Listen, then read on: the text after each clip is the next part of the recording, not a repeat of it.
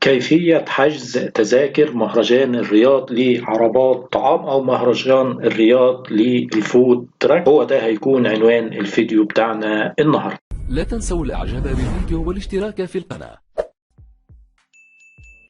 السلام عليكم ورحمة الله وبركاته. ازيكم؟ اخباركم ايه؟ ان شاء الله تكونوا بخير وفي افضل حال. اهلا بكم في فيديو جديد على قناتكم، قناة موقع مغترب اونلاين، واللي هنتعرف من خلاله النهاردة على احدى مناطق او احدى اهم مناطق فعاليات موسم الرياض 2023-2024، وهي منطقة الفود تراكس او منطقة او مهرجان الرياض لعربات الطعام. هتنطلق فعاليات مهرجان الرياض للفود تراكس ان شاء الله يوم الخميس الموافق 21 ديسمبر 2023. في البداية بنروح على موقع وي بوك. طبعا عارفين موقع وي بوك، هسيب لكم الرابط برضو بتاعه في الوصف اسفل الفيديو في اول تعليق ان شاء الله. وبنضغط على زر استكشف وبننتظر لحد ما تحمل معانا مناطق فعاليات موسم الرياض 2023-2024. تظهر معانا المناطق بالشكل اللي انتم شايفينه كده. طبعا مش ظاهر معانا هنا الفود تراكس، فبنضغط على اظهار المزيد. بننزل تحت بنلاقي الفود تراكس بنضغط عليها،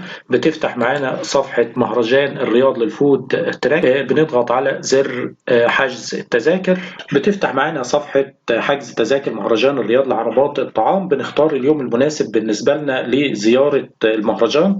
طبعا المهرجان هيكون فيه أكتر من 100 عربة طعام من جميع دول العالم أو من مختلف دول العالم. بنختار اليوم المناسب بالنسبة لنا وليكن يوم 21 يوم الافتتاح. طبعا في تذاكر الفي اي بي نفذت، فاحنا هنختار تذاكر الدخول اللي بتبتدي من 15 ريال.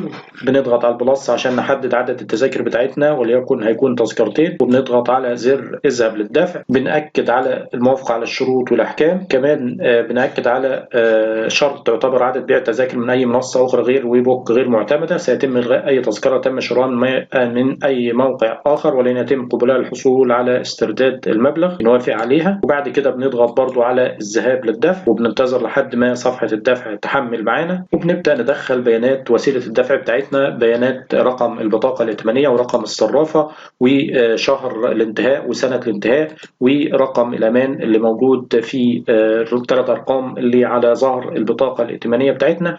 نضغط على زر ادفع الآن، وبكده نكون نجحنا في حجز تذاكر مهرجان الرياض لعربات الطعام. هسيب لكم روابط الحجز في الوصف أسفل الفيديو في أول تعليق. والسلام عليكم ورحمة الله وبركاته.